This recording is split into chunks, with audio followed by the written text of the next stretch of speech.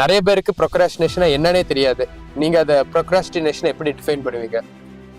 Procrastination அப்படின்றது வந்து நாளைக்கு தள்ளி போடுறது. ஹைலி சக்சஸ்ஃபுல் பீப்புள் பார்த்தீங்கன்னா தனக்கு பிடிக்குதோ பிடிக்கலையோ, தோணுதோ தோணலையோ அவங்க பண்ணிடுறாங்க. அன்சக்சஸ்ஃபுல் பீப்புள் வந்து செய்யலாம் அப்படின்னு சொல்லிட்டு மறந்து போகிற விஷயங்கள் இல்லை அவங்க வாழ்க்கையிலேயே செஞ்சு முடிக்காத விஷயங்கள் அப்படியே போயிட்டு ஸோ தே ஆர் அன்சக்சஸ்ஃபுல் அப்படின்றது. ஹலோ ஃபோக்ஸ், நான் உங்களோட அஜய்.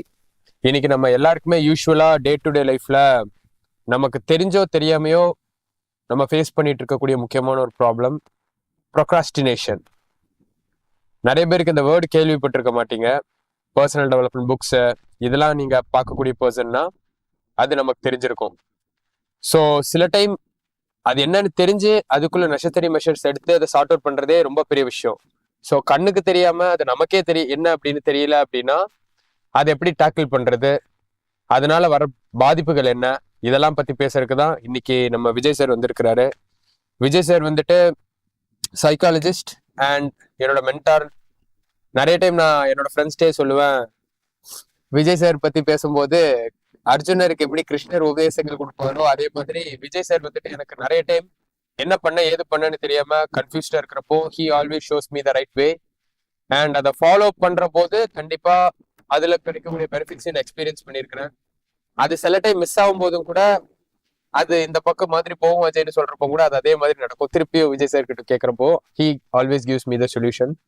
ஸோ விஜய் சார் கிட்டே கேட்போம் இன்னைக்கு ப்ரொக்ராஸ்டினேஷன் என்ன அண்ட் அதை எப்படி ஓவர் கம் பண்ணலாம், அது டே டு டே லைஃப்ல நம்மளோட லைஃப் எப்படி ஸ்லோவா கரையான் வந்துட்டு ஒரு மரத்தை அரிக்கிற மாதிரி நம்மளோட வாழ்க்கை எந்த அளவுக்கு அரிச்சிட்டு இருக்குங்கிறத நம்ம தெரிஞ்சுக்கலாம். Hello Vijay sir.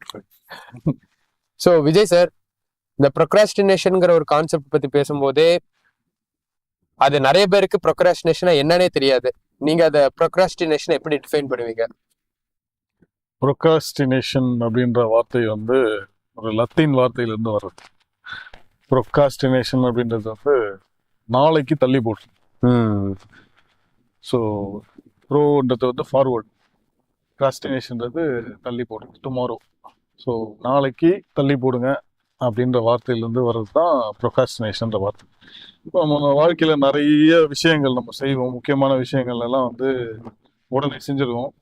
ஆனால் முக்கியம் இல்லாத விஷயங்களை கொஞ்சம் தள்ளி போடலாம் அப்படியே விட்டுடுவோம் இல்லையா? அந்த மாதிரி விஷயங்கள் தான் வந்து உங்களோட வாழ்க்கையை வந்து அதிகமாக பாதிக்குது, உங்களோட முன்னேற்றத்தை அதிகமாக பாதிக்குது அப்படின்றது வந்து நம்ம கண்கூட பார்க்கணும். சக்ஸஸ் அண்ட் ஃபெயிலியர் பார்க்கும்போது சக்ஸஸ்ஃபுல் பீப்புள் வந்து எப்படி சக்ஸஸ்ஃபுல் ஆகுறாங்க அப்படின்னா ஒரு விஷயத்த எடுத்து செஞ்சிடறாங்க. அதை பற்றி ரொம்ப சிந்திக்காம அதை பற்றி செய்யலாமா வேண்டாமா, அதுக்கு பின்னாடி வர கான்சிக்வன்சஸ் இதெல்லாம் மெஷர் பண்ணாலும் அதை எடுத்து செஞ்சிடணும் அப்படின்றதுல ரொம்ப குறியா இருக்காங்க. அன்சக்சஸ்ஃபுல் பீப்புள் வந்து செய்யலாம் அப்படின்னு சொல்லிட்டு மறந்து போகிற விஷயங்கள் இல்லை அவங்க வாழ்க்கையிலேயே செஞ்சு முடிக்காத விஷயங்கள் அப்படியே போயிட்டு ஸோ தே ஆர் அன்சக்சஸ்ஃபுல் அப்படின்றது வந்து நம்ம பாயிண்டா எடுத்துக்கணும். ஸோ ப்ரொக்ராஸ்டினேஷன் வந்து to start with it is not a disorder. சைக்காலஜிக்கலா பார்த்தீங்கன்னா procrastination is not a disorder. Depression எடுத்துக்கிட்டீங்கன்னா மன அழுத்தம் வந்து ஒரு டிஸார்டர். ஆனால் ப்ரொக்ராஸ்டினேஷன் டிஸார்டரா கிளாசிஃபை பண்ணல. ஏன் கிளாசிஃபை பண்ணலன்னா அது வந்து it is not an abnormal thing. அப்நார்மல்னா இப்போ வந்து ஒரு மனுஷன் வந்து அவனோட பிஹேவியர் வந்து அப்நார்மலா இருக்கு, ஒரு சைக்கோபாத் மாதிரி பிஹேவ் பண்றான்னா அது வந்து it is classified as psychoticism. Psychotism is an abnormal matter, so it can be classified as a disorder. Procrastination அப்படி கிடையாது. It's a very common aspect of human beings. ஏன்னா வந்து எல்லாருமே வாழ்க்கையில procrastination பண்ணுவாங்க. சக்சஸ்ஃபுல் பீப்புள் கூட procrastination பண்ணுவாங்க. ஏதாவது ஒரு கட்டத்துல அவங்க procrastination பண்ணியிருப்பாங்க. அதுக்கு பல்வேறு காரணங்கள் இருக்கலாம், ஆனா கண்டிப்பா procrastination பண்ணியிருப்பாங்க. ஆனா இது ஒரு டிஸார்டரா நம்ம எடுத்துக்காத காரணத்தினால இதை வந்து நம்ம இக்னோர் பண்ணலாமா, இதை வந்து நம்ம கண்டுக்காம விட்டுடலாமா அப்படின்னு கேட்டா கிடையாது. ஏன்னா ப்ரொக்ராஸ்டினேஷன் வந்து வாழ்க்கையில நீங்க முன்னேற்றம் அடையணும், ஆரோக்கியமா இருக்கணும் அப்படின்ற ஒரு மனப்பான்மை உங்களுக்கு இருந்ததுன்னா கண்டிப்பா வந்து ப்ரொக்ராஸ்டினேஷன் உங்களுக்கு இருக்குதா அப்படின்றத செக் பண்ணணும். பிளஸ் ப்ரொக்ராஸ்டினேஷன் உங்களுக்கு இருக்குதான்னு செக் பண்ணி கண்டுபிடிச்சு அது இருக்கு நீங்க முடிவு பண்ணீங்கன்னா அதை எலிமினேட் பண்ணணும். பண்ணலைன்னா procrastination will slowly degrade your lifestyle. So நம்ம இப்போ நீங்க ப்ரொக்ராஸ்டினேஷன் என்னங்கிறத தெளிவா நீங்க சொல்றீங்கல்ல. இப்போ ஒரு விஷயம் பண்ணணும் ஆனா நாளைக்கு பாத்துக்கலாம்ப்பா அப்படின்னு நம்ம தள்ளி போடுறோம்னா நம்ம ப்ரொக்ராஸ்டினேஷன் டிஃபைன் பண்றோம்னு வச்சுக்கோங்களேன். நீங்க இன்னொரு பாயிண்ட் ஏர்லியராகவே மென்ஷன் பண்ணீங்க. இப்போ ஹைலி சக்சஸ்ஃபுல் பீப்புள் பாத்தீங்கன்னா தனக்கு பிடிக்குதோ பிடிக்கலையோ, தோணுதோ தோணலையோ அவங்க பண்ணிடுறாங்க.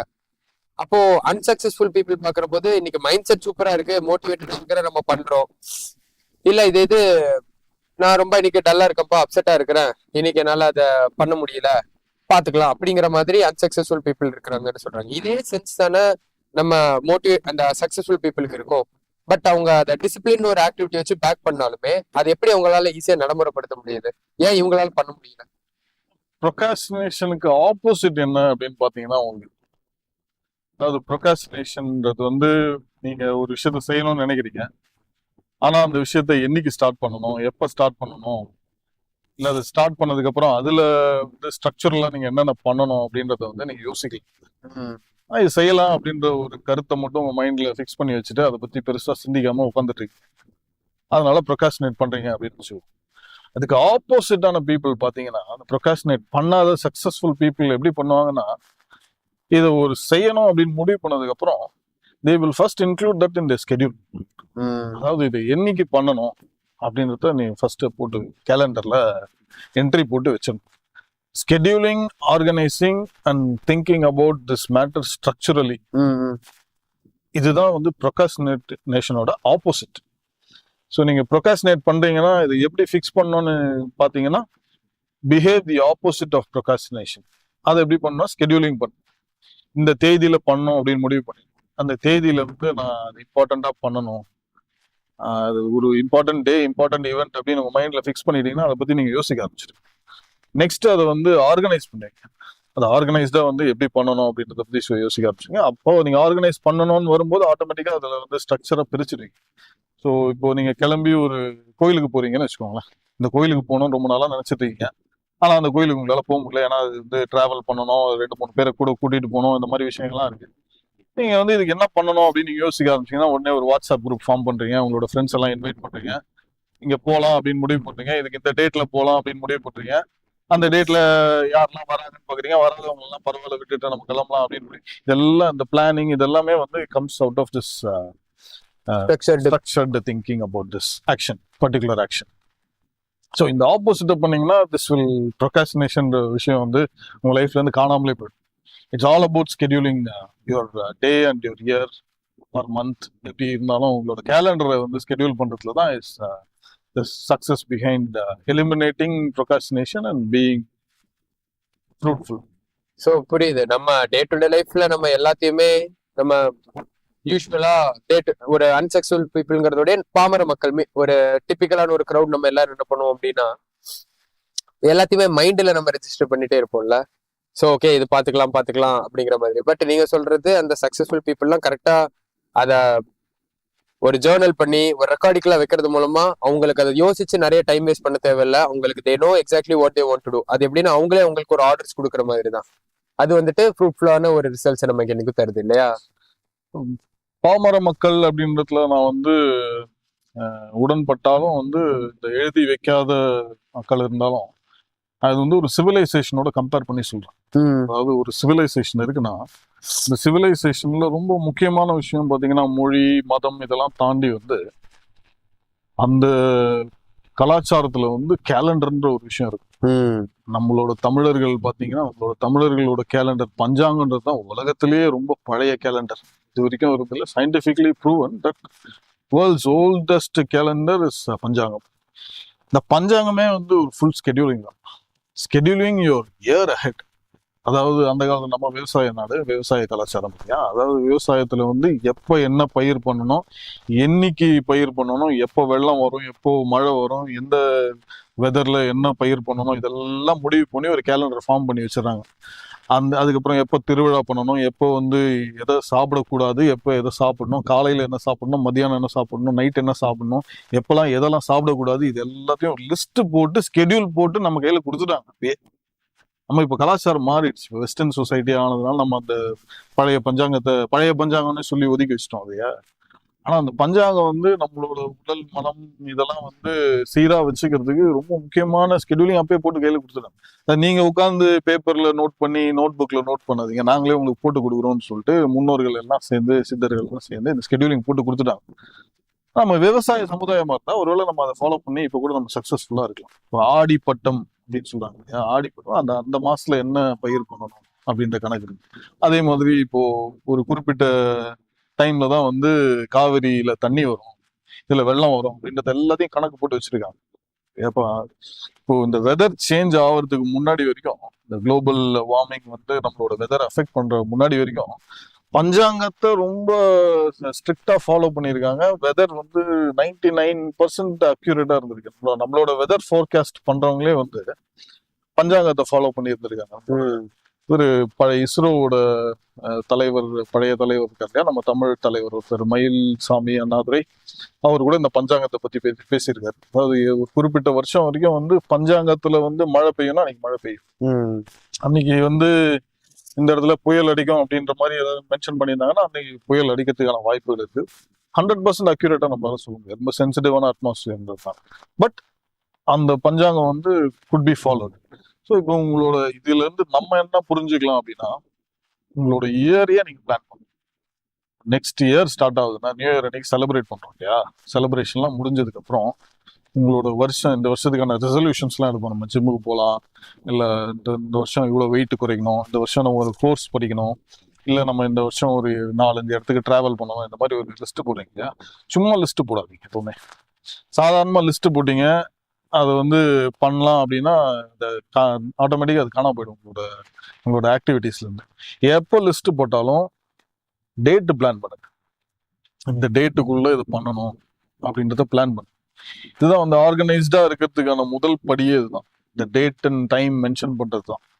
உங்களோட இயரை பிளான் பண்ணிட்டீங்கன்னா நியூ இயர் அன்னைக்கோ இல்லை இப்போ எப்போ வேணா பண்ணலாம், but new year is suggested because year start ஆகிறதுனால. அந்த இயரை நீங்க பிளான் பண்ணிட்டீங்கன்னா அந்த இயர்ல நீங்க எப்பெல்லாம் பண்ண முடியும் பாருங்க. இது 100% ஃபாலோ பண்ண முடியாது. ஏன்னா இப்போ நீங்க ஒரு குறிப்பிட்ட தேதியில எங்கேயோ டிராவல் பண்ணணும் அப்படின்னு முடிவு பண்ணீங்கன்னா அந்த டேட்ல சிக் ஆயிடலாம், இல்லை வேற ஏதோ ஒரு எமர்ஜென்சி வரலாம், அதனால உங்களால் டிராவல் பண்ண முடியாம போகலாம். ஆனா அது நீங்க செய்யறதுக்கு முயற்சி பண்ணிட்டே இருக்கும். அந்த ஆர்கனைஸ்டா இருக்கிறதுக்கான அந்த ஸ்கெடியூலிங்க முயற்சி பண்ணிட்டே இருந்தீங்கன்னா you can definitely work it out. ஒரு 90% சக்சஸ் வந்தா கூட இதுல ஒரு பெரிய விஷயம். ஸோ நீங்க சொல்றது perfection can be attained but it can be brutally சேஸ்டுங்கிற மாதிரி.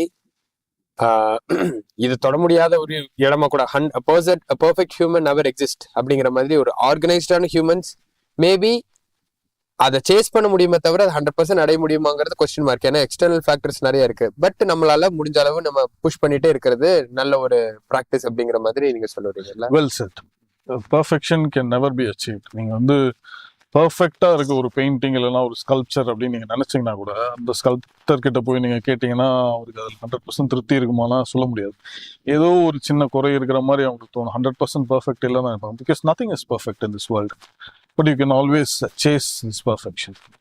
சேஸ் பண்றதுல தான் வந்து சக்சஸே இருக்கு. இந்த 100% பர்ஃபெக்டா அச்சீவ் பண்றதுல சக்சஸ் கிடையாது.